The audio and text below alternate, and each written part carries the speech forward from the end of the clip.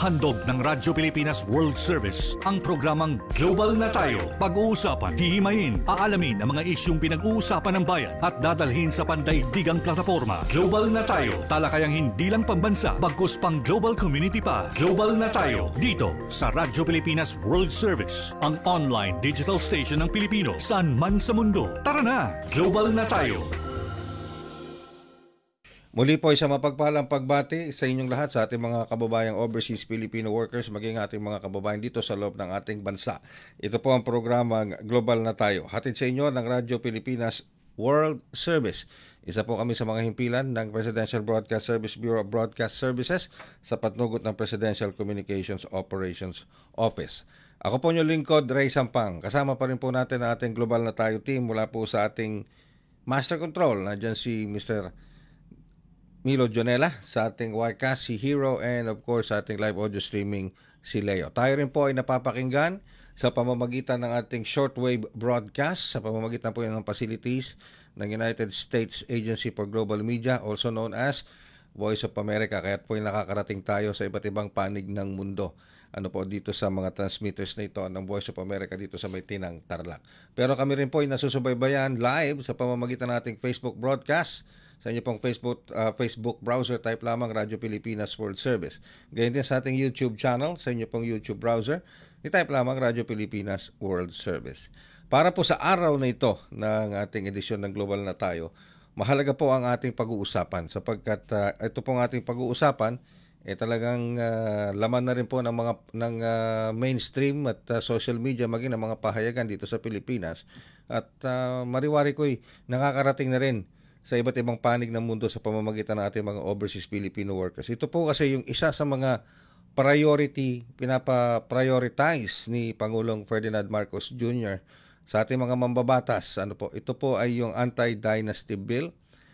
Isa lamang po ito, apat po ito pero ang pag-uusapan natin ay itong anti-dynasty bill. Okay? So ano bang nilalaman nitong anti-dynasty bill? Particular, ito pong panukalang batas na isinumite nila House Speaker Faustino D. at ni Congressman Ferdinand Alexander A. Marcos. Opo, anak po ng ating Pangulo. Si Sandro Marcos. Mas kung familiar po kayo, Congressman Sandro Marcos. At sa puntong ito, kasama po natin sa linya ng ating komunikasyon upang bigyan linaw ito pong anti-dynasty bill, nilalaman nito. Kasama po natin ang chairman ng House Committee on Suffrage and Electoral Reform at siya rin pong First District Representative ng Lanao del Sur, walang iba kundi si Representative Zia Alonto Adjong. Congressman Adjong, magandang umaga po. Welcome po sa programang Global na Tayo. Magandang umaga, Ray. Magandang umaga po sa iyong mga taga-subaybay. Maraming salamat po, Congressman Adjong, sa pagpapaunlak sa ating programa sa Global na Tayo. Alright, anti-dynasty bill proposal, po ito? Pinapa-prioritize ng Pangulo sa ating mga mabatas sa House of Representatives maging sa Senado para matutukan at maging isang tuluyang batas. Ano po muna ang reaksyon ninyo dito, Congressman Adjong, being the chairman ng the House Committee on Suffrage and Electoral Reforms, dito po sa anti-dynasty bill or particular House Bill number 6671 na isinabit po ni House Speaker D kasama si Congressman Sandro Marcos? Bilang isang chairman, yun lang po yung inaantay natin. Matagal na pong usapin itong anti-political dynasty, hindi pa po tayo nauupo dyan sa Kongreso, ay matunog na nga po ito. Mm-hmm. Marami pong sektor sa ating lipunan na sumusulong na magkaroon nga ng anti-political dynasty kasi sasaad na nga po dyan sa Constitution na magkaroon ng prohibition, no? Mm-hmm. Pero ang sinabi naman sa Constitution, it should be defined and by virtue of enabling law. Mm-hmm. Kaya ito nga, magkakaroon ng may mga nagpasa na ng mga panukalang batas para ma-define natin kung ano ba yung political dynasty. Yes, okay. 11 versions ang nasa committee.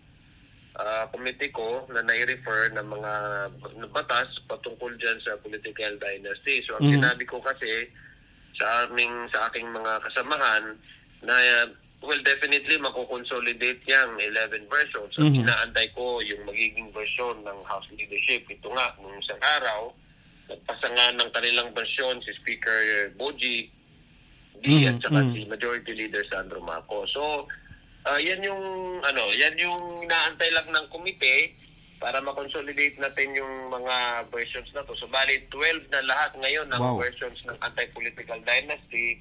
Then ko-consolidate natin yan, we will have the preliminary deliberation next month. And then mga sa 3rd week of January.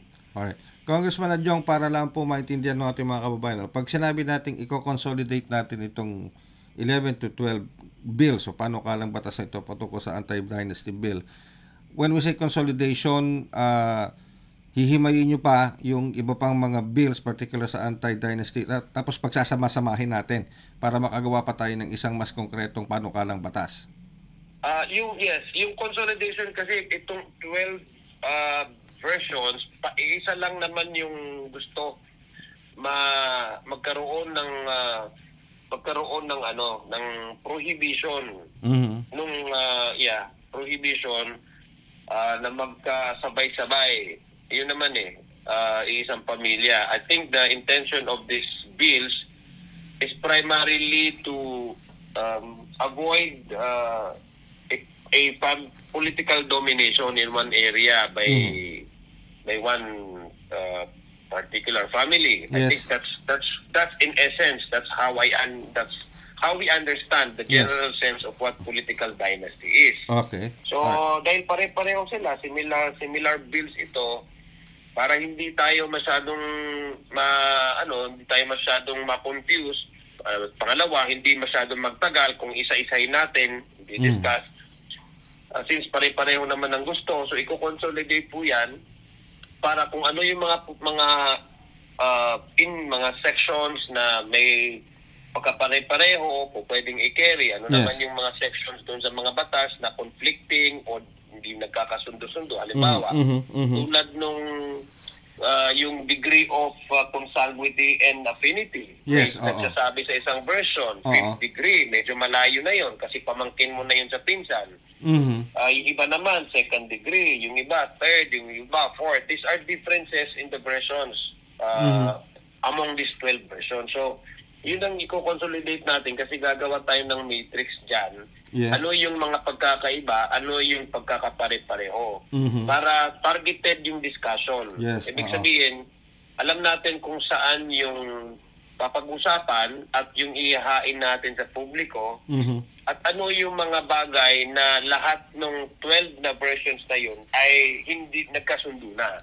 Para hindi natin mapag-usapan na yun kasi of course nagkasundo na sila. Alright. So doon tayo magpo-focus doon sa hindi pagkakasundo-sundo. So para targeted po yung discussion natin. Alright.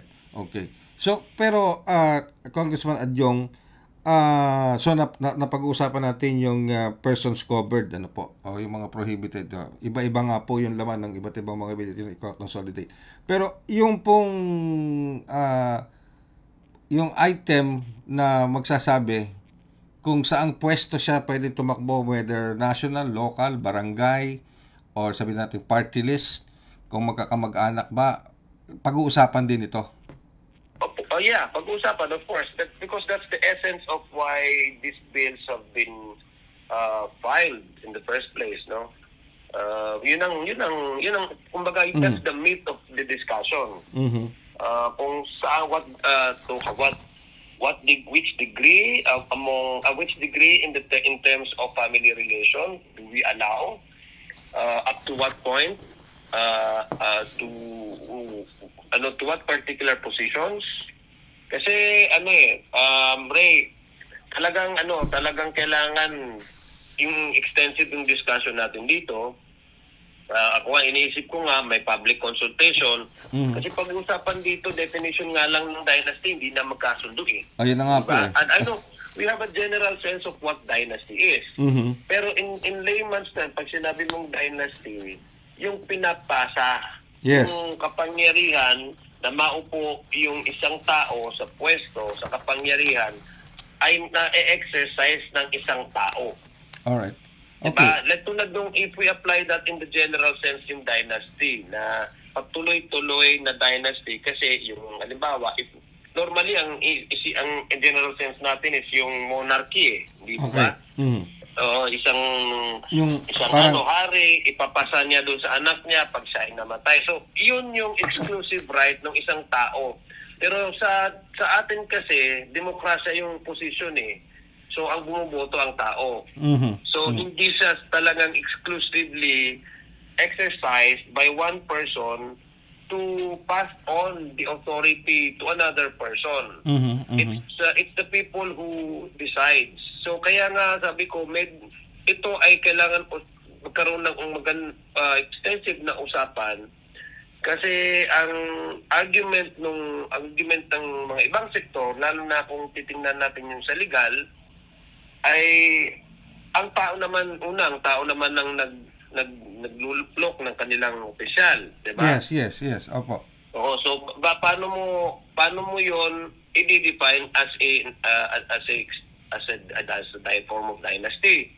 Kung niluklok ng taong bayan, halimbawa, yung isang kandidato, regardless whether may pinsan siya dyan, may kapatid, may tatay, nanay, asawa, yung taong bayan naman daw ang nagluklok. So, hindi siya fall within that ambit of what the general definition of a dynasty is.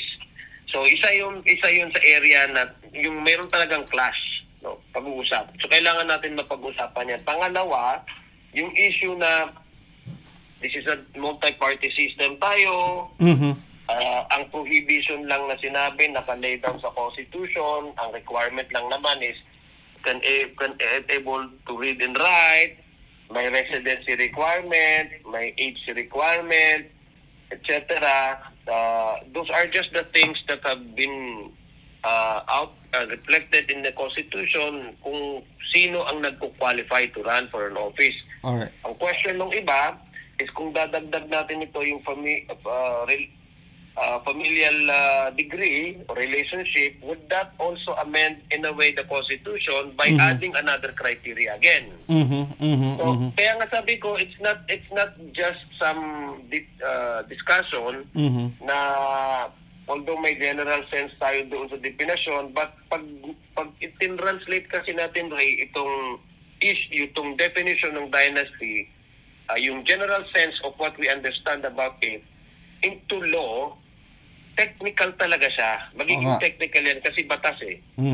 So, kailangan natin mag-agree dun sa degree of consanguinity and affinity.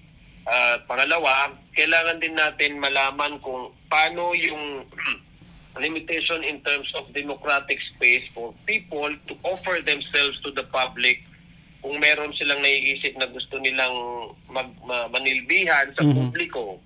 No?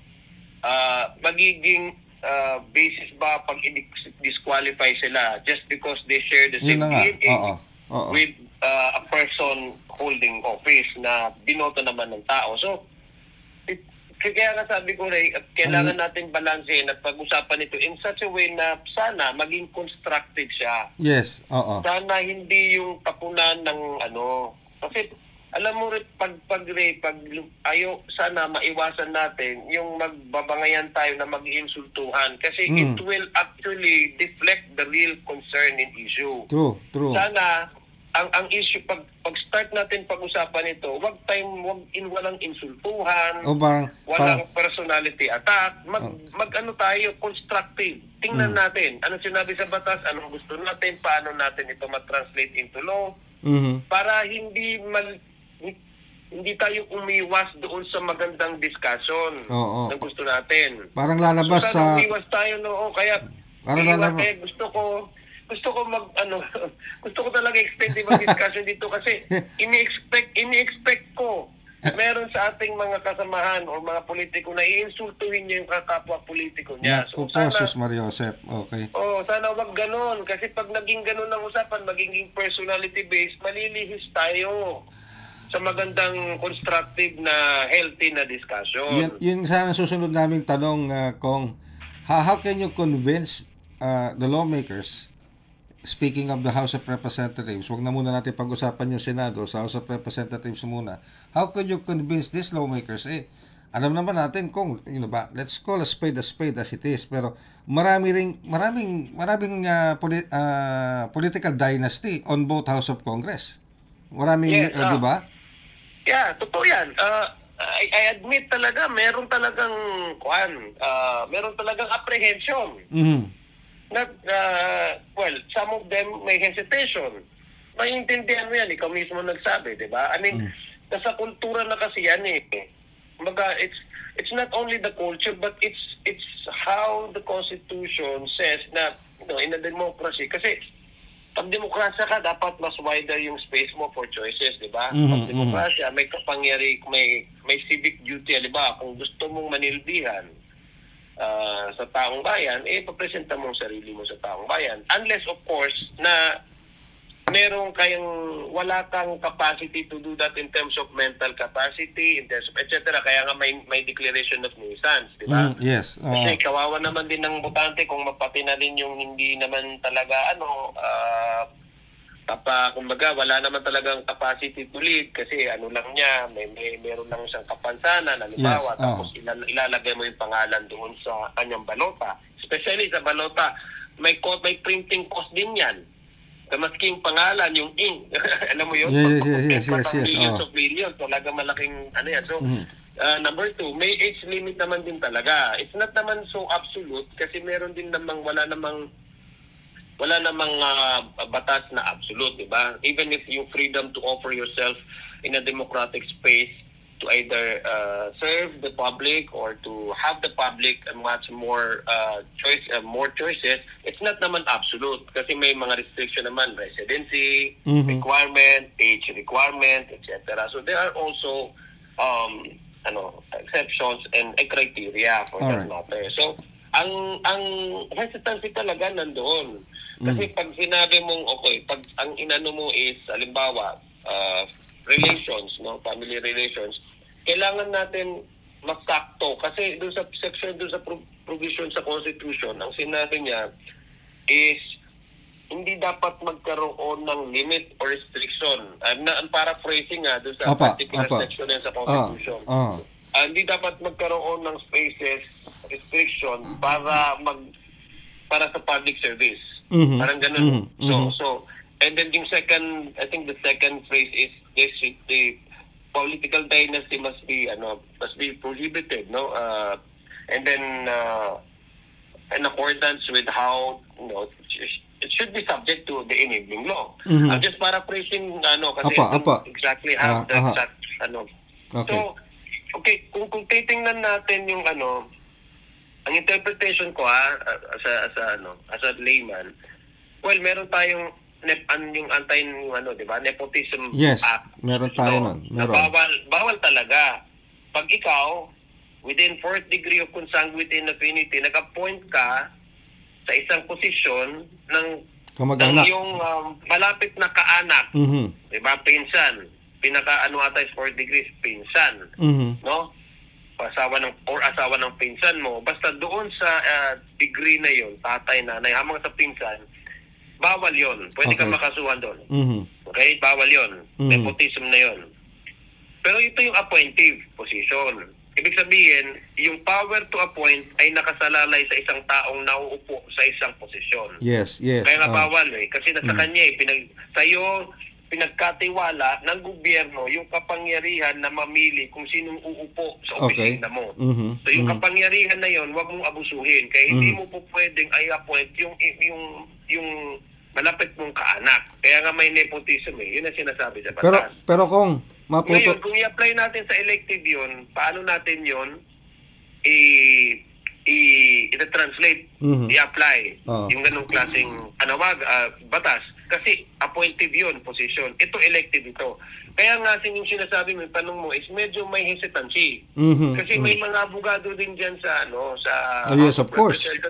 Na not necessarily membro ng isang political family, na nagsasabi, questions lang nila. Kasi alam mo naman, gusto rin nila magkaroon ng clarity. Paano natin ito ma-apply sa sa present natin Mhm. na Yes. sa demokrasya, sa ating legal system. So Mhm. so kaya gusto ko ng may hesitancy talaga, not so much on hesitancy and apprehension but more of questions. All right. So, Okay. paano? Kasi paano mo ita-translate ito into law? Alright. So Pero gusto ko mas maganda yung discussion. Actually, napapanahon na ito rin. Mhm. Kasi maganda yung discussion. This is an opportunity to educate ourselves Mm. kung ano ba talaga ang Okay. talaga, paano natin to Pero interpret. paano natin mare-reconcile ito, Congressman Adjong? Okay, kasi sinabi ng Pangulo priority. Pero hindi niya sinabing urgent, ano? Hindi niya sinertify na urgent ito. Sabi niya priority. Pero priority, yes. Ray, kasi part yun ng LEDAC eh. Oo nga, Talagang nabanggit niya sa LEDAC. Oo. Oo. LEDAC talaga siya. So, it's just a matter of nomenclature naman yan, Ray. Pero alam naman natin, it's priority. Talaga. Almost the same, Oo. no? Almost the same. Yeah, yeah. Mhm. Okay. Pero So, ito kung may tanong lang ako ha. Kasi kanina nababanggit mo yung mga elective, di ba? Iba yung nomination sa elective positions. yes. Kasi minsan madalas Oo. kong naririnig, minsan may yun, sa mga balita na nagkakaroon ng issue yung isang elected appointed position, appointed official, kina-question siya, bakit mo nilagay sa pwesto yung pinsan mo? Bakit mo nilagay sa pwesto yung kapatid mo? Etc. sa isang agency. Ang madalas narinig ng tao kung I must have trust and confidence sa mga taong nakapalibot sa akin. Will that also take consideration sa discussion nyo? Hindi naman siya kasi yung sinasabi nating position na you cannot appoint is yung career. Okay. Pag career Sige. kasi niyan, Okay. career, yung nasa kumbaga yung position na yon ay career siya, hindi Yes, siya yes. yung Hindi siya coterminous. hindi siya coterminous. Coterminous, Okay. yes. Yun, maliwanag yun. Pero sa tingin nyo kung sa ilang araw na lang naman ang natitira, do you think this will pass? Magagawan ba ng ito? Magagawan ba ng paraan na at least ma-consolidate nyo man lang? Alam mo, pag part yan ng LEDAC kasi talagang binibigyan niya ng priority eh. Mhm. So, plus ang taong bayan, nagdidemanda rin ng taong bayan ng clarity. So, para sa akin, sa House of Representatives, papasayan, may chance na papasayan. Ang hindi ko lang sigurado, of course, ang Senado. Yes, oo. Kasi sa Senado, may magkakaanak na dyan. Oo, Jesus, may magkapatid nga dun eh. Oo, so naintindihan ko kung bakit ganun yung position, ganun ngayon yung direction ng ating publiko dahil supposedly ang Senado, it's a representation, no, it's micro, you get the sense of how yung may representation ng buong Pilipinas. Diba? Microcosm ng Pilipinas kasi dapat yan sa Senado. Pero nakikita natin, hindi na. Parang nagiging per family representation. That's, so kaya totoo. Palagay ko kaya ganun din. Meron din talagang mas ang paglabi at saka ang pag-push ng batas na ito ay mas aggressive, no? Over the years you would see yung growing yung constant and growing momentum na generate itong usapin na ito kasi up to the point na it led to this point na nakita natin na hindi lang talaga sa lokal na mga posisyon but sa pinakataas sa legislature, sa Senado, mukhang hindi na again the public at the sense na teka lang, parang nagiging pamilya na ito. Yun. So kaya malakas yung panawagan this time. Alright. Kung last question na lang ito pasensya na pero pahabol na question lang. So kasi nagtataka rin ng maraming tao. Alam naman natin na ang Pangulong Marcos Jr. also belongs to a political clan, a political dynasty. Ang stronghold nila sa norte, di ba? Dito sa north. So, maraming mga Marcos na nakaupo, including, of course, Congressman Sandro Marcos. Tapos, sa mga gubernatorial at local positions, meron din sila sa norte. So, ano po ba sa tingin ninyo kung bakit binanggit na Pangulo sa LEDAC meeting na i-prioritize ito? Ano ba sa tingin po ninyo ang nais iparating dito ng Pangulo? Kasi, isa lang ang naiisip ko dahil ang Pangulo receptive siya sa pulso ng taong bayan. Unang-una, siya naman ang talaga yung nag-reveal ng problema sa DPWH. Di ba? Yung mga sinasabing mga ghost projects, siya talagang nag-reveal niyan. At the expense of probably putting in his administration at risk. Yes. Alam naman niya yun. Pero sabi naman niya, this is a cancer. So it has to undergo a major surgery. Diba? Yun ang, I think yun ang narinig ko, yun yung kanyang how he illustrates the current situation now in terms of, the problem with, the flood control, the ghost projects, and the ongoing investigation. Kasi at stake yung administration niya. In fact, ginagamit ngayon ng mga detractors niya, ililihis nila yung sapin, na siya ngayon nagpalabas siya nga nag-reveal Kung hindi niya ginawa yun, paano natin malalaman? Yeah, that's true. So, that's one.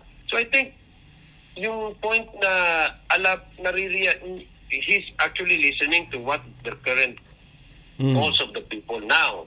So, in terms of in the political landscape, malakas nga, sabi ko, malakas yung panawagan ngayon compared sa previous years nung mga anti-political dynasty. It's because very apparent na hindi lang sa mga local communities, but up to the point nung sa mga taas na elected officials natin sa Senado. So, ang taong bayan na nakakaanodan. Napapandi na. Nakakakita niyan. It's obvious na. Obvious na.